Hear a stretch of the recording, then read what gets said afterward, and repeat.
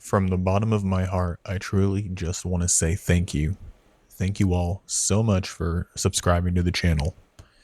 You have absolutely no idea what it means to me that there are even 100 of you that would want to follow, subscribe, and tune into what I have to say.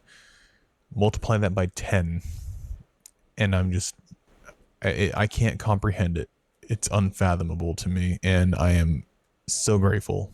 Thank you all so much for subscribing, and I'm going to keep doing what I'm doing, but we're also going to try and expand the channel along the way. So if there's things you like, things you don't like, or things you want to see, please just let me know. And whether that's with a thumbs up, whether that's with a comment, or whether it's you recommending me and sharing me to someone in your circle, thank you again so much for all the support that you've given me. Framework is the future, and Framework is the company that I want to see dominate the entire industry.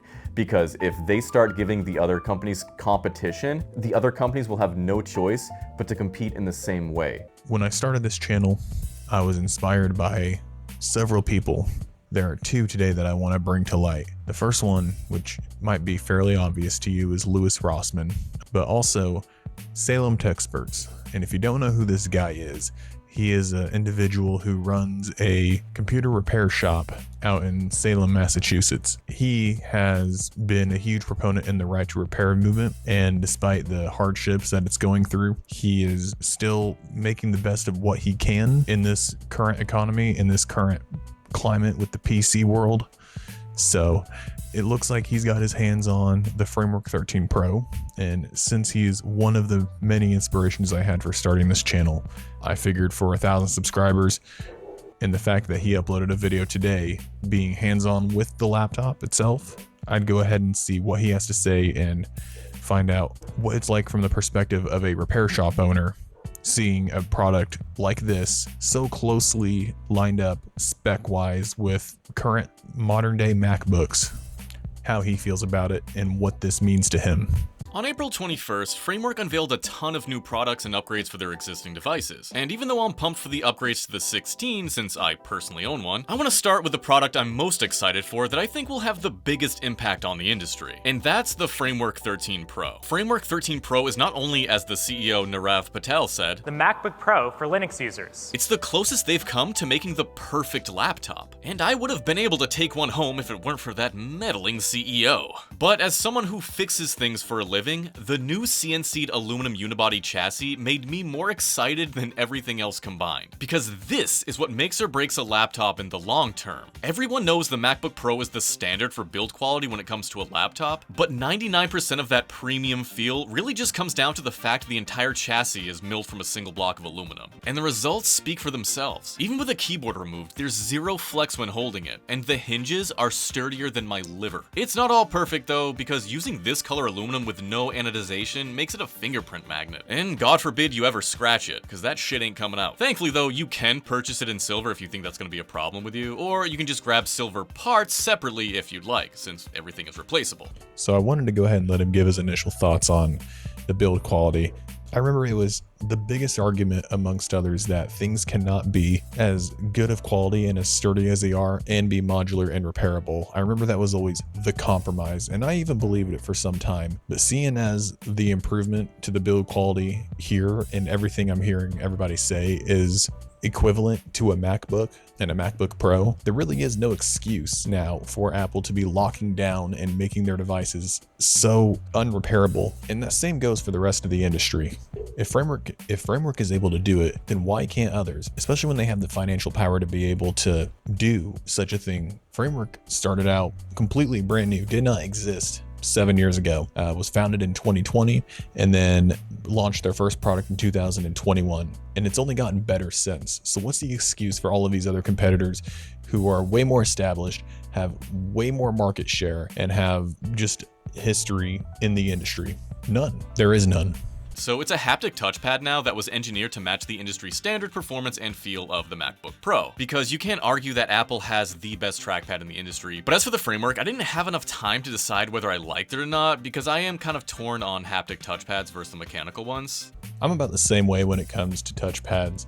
I do tap to touch on mine framework, so I don't ever feel a click in the first place. It's just how my workflow goes. So while I appreciate it and while I wanted that, I don't really have a dog in this fight. I think that if, you don't really need one, then don't waste your time upgrading to it. Maybe if you really just want the main board, just get the main board.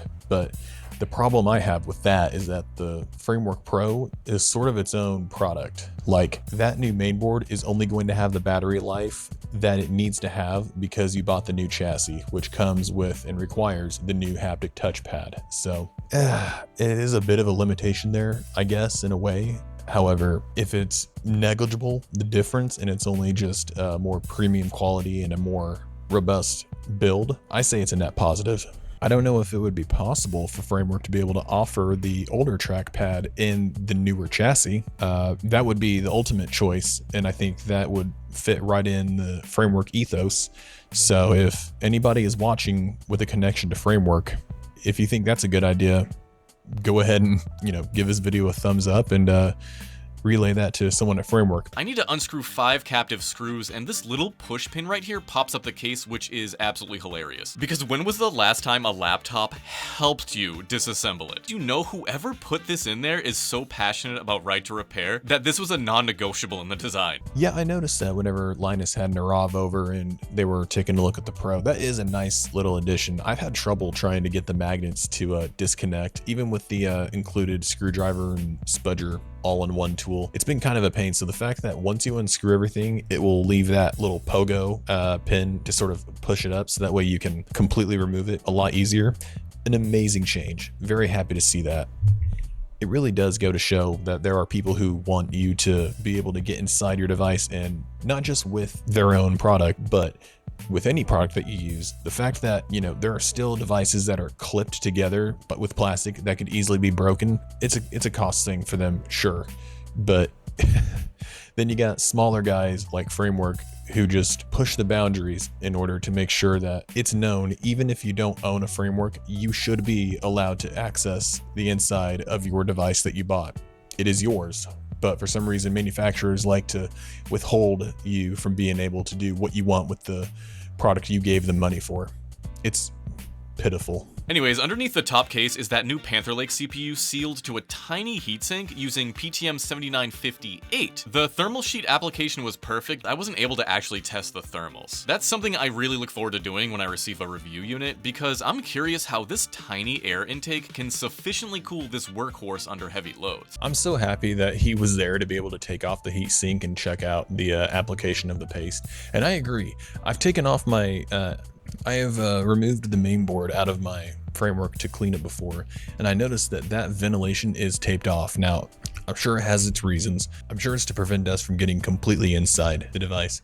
But why do they have the vent grills across the whole bottom? I feel like there's future proofing in mind to be able to have that dual fan system that we talked about the other day, or rather that Sierra brought up as a personal desire of hers. It's a desire of mine too, and I think that Framework is actively looking for methods to be able to add that dual fan and then be able to improve the cooling system of their units. So really happy that Framework, even in general, was okay with Andy going ahead and taking off the heatsink.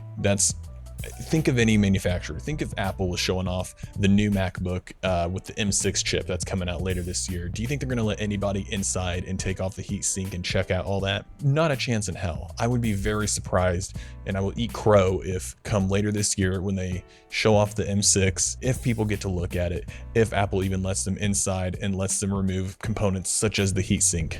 This uses LPCAMM2 RAM instead of the standard SODIMMs that we're all used to. Now, I'm torn on this one, and I'd love to hear what you guys think. On one hand, LPCAMM2 allows for upgradable LPDDR5 running at such high speeds and low power that it would otherwise require the chips to be soldered to the board. Framework implemented this by using a single module that sits on the motherboard, similar to a desktop CPU. And even though there's only one, it runs in dual channel, and the module and contact plate are replaceable. And I'm torn on this because on one hand, you can take advantage of high speeds, very low power usage, and save a buttload of space. But on the other hand, these modules are still fairly rare, super expensive, and you can no longer save money by just adding a single stick to upgrade your memory.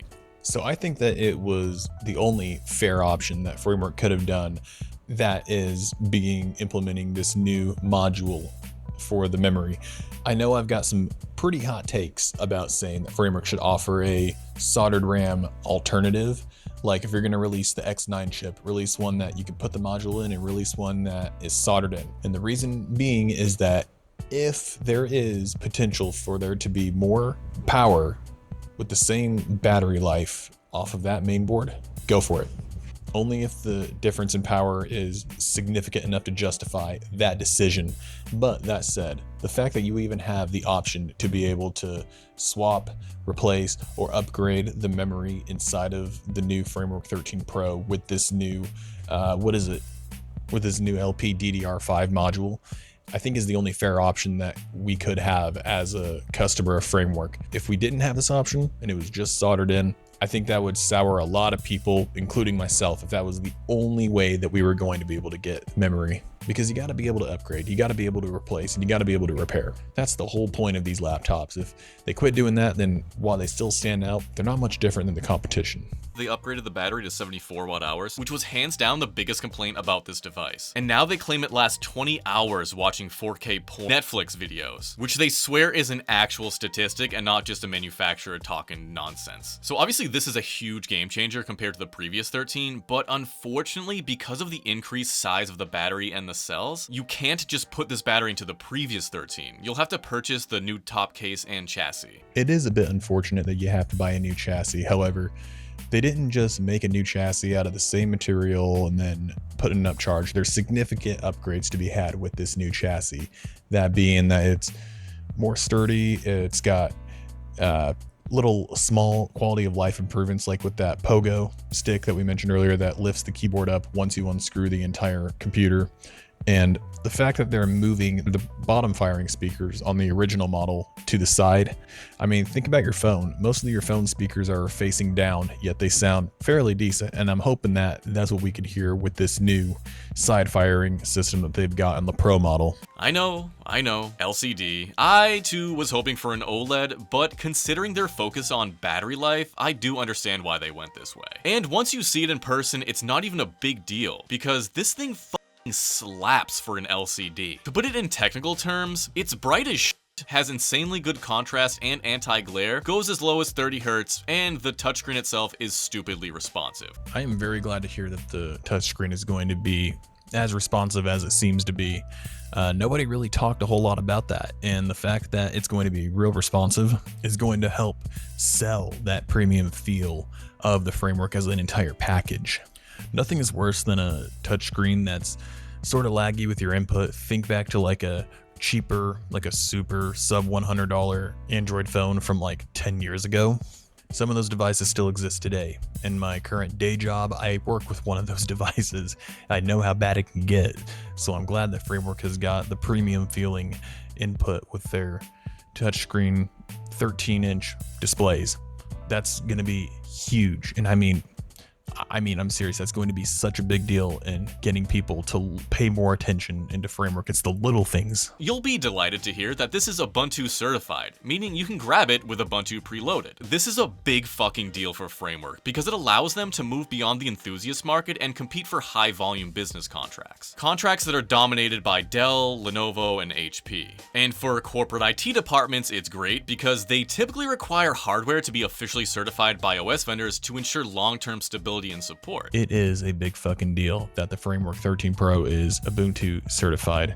The fact that they're really pushing the open source and Linux nature and whole ecosystem out into their like brand, it's so it makes such an important impact on the competition. Windows has held a contract with almost every PC vendor since they what Windows 3, and that's why every single piece of software that you use is only really compatible with Microsoft. That's why everything you do in the office is mostly Microsoft proprietary lockdown. It's only because of long existing contracts, but the open source community has made some solid alternatives. Unfortunately, there's some people who think that Linux just isn't a serious competitor or really anything to take a serious look at because of these existing contracts. It's just because two people made a deal, but two separate people could make a deal and get away from Microsoft, and Framework is showing how it's possible. Framework is trying to make that as easy as you can, and so is Canonical by partnering with Framework to create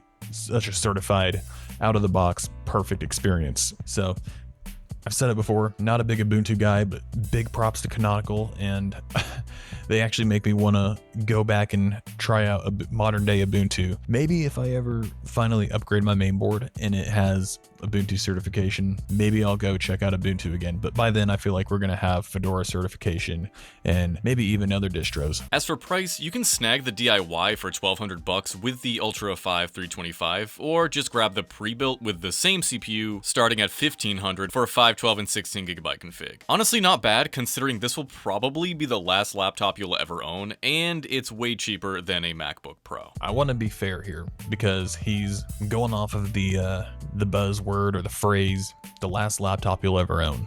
Let's just keep it real, guys, okay?